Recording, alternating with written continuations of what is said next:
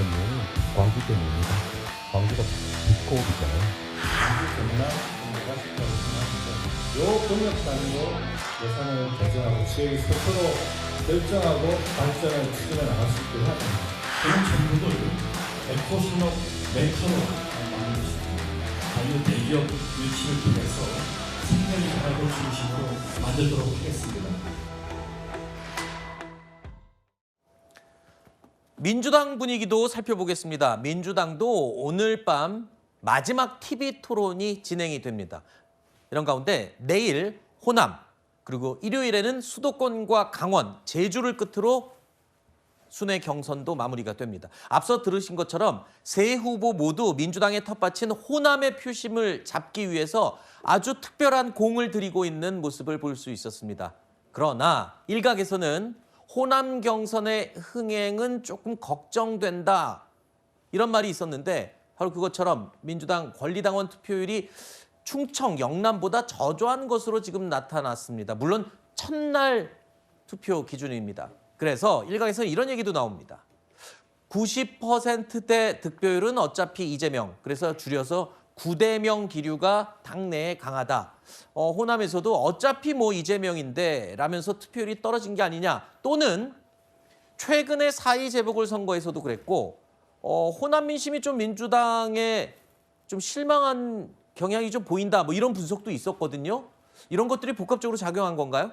말씀하신 것처럼 복합적인 것이죠. 일단 이재명 후보가 너무 지금 당선이 확실시되고 있는 상황이기 때문에 조금 긴장감이 떨어지는 부분도 분명히 있을 것이고요. 아까 시작할 때 그 짚어주신 것처럼 전체 당원의 33%가 호남에 있기 때문에 이 호남의 당원들은 사실 권리당원이 가장 늘어나는 시기가 총선 때입니다. 총선 때 많은 후보자들이 본인의 그 경선을 위해서 당원 등록을 많이 시키기 때문에 작년 총선 때 확 늘어난 이 당원들, 어떻게 보면 좀 느슨한 당원들도 많이 포함되어 있거든요. 그 당원들이 적극적으로 참여하지 않는 것도 하나의 부분이 될 것 같고요. 또 앵커께서 지적하신 것처럼 이 재보궐선거에서 드러났던 호남의 민심, 아직까지 민주당에게 확실하게 지지를 보내주지 않고 있는 분들이 분명히 있기 때문에 저는 이건 경선 과정뿐만 아니라 만약에 이재명 후보가 이제 후보로 확정된 이후에도 호남의 민심을 어떻게 보면 좀 우려를 갖고 계신 분들을 되돌리기 위해서 많은 공을 들여야 될 거라고 생각합니다. 호남이 민주당을 가장 압도적으로 지지해 줄 것은 확실시 됩니다만 네. 한 표 한 표 더 많은 분들이 최대한 90%, 100%까지 가는 분들이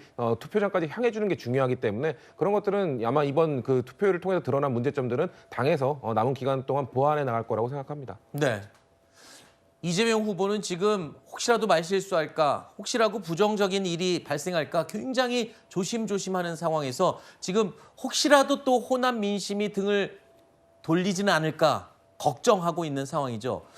그런데요, 지난 16일 500여 명이 참여해서 이른바 메머드급의 싱크탱크로 공식 출범했던 성장과 통합이라고 있습니다. 이재명 후보를 중심으로 지지하는, 그리고 또 공약을 또 논의하는 그런 자리가 되지 않겠냐, 이런 분석이 나오기도 했었는데, 근데요, 이 성장과 통합이 벌써부터 내부 분열이 일어났어요. 이건 뭐 해체한다라고 한쪽에서는 선언하고 있고 아직은 해체는 아니다, 뭐 이런 얘기가 나오는데 왜 그런 겁니까? 이게 당내 통합에 문제가 생긴 건가요?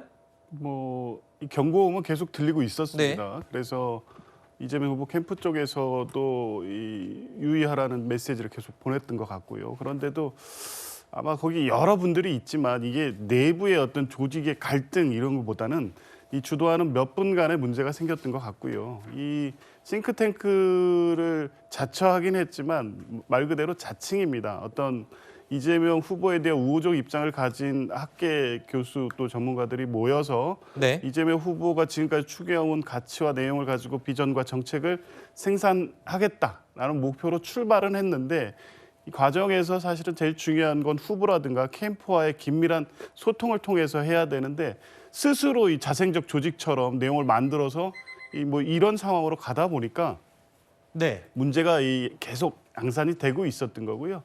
이제 지금 이 드러난 문제를 볼 때는 소위 자칭이든 아니면 타칭이든 싱크탱크로서의 기능을 정상적으로 수행하기는 쉽지 않을 것으로 보여지고요. 아마 네.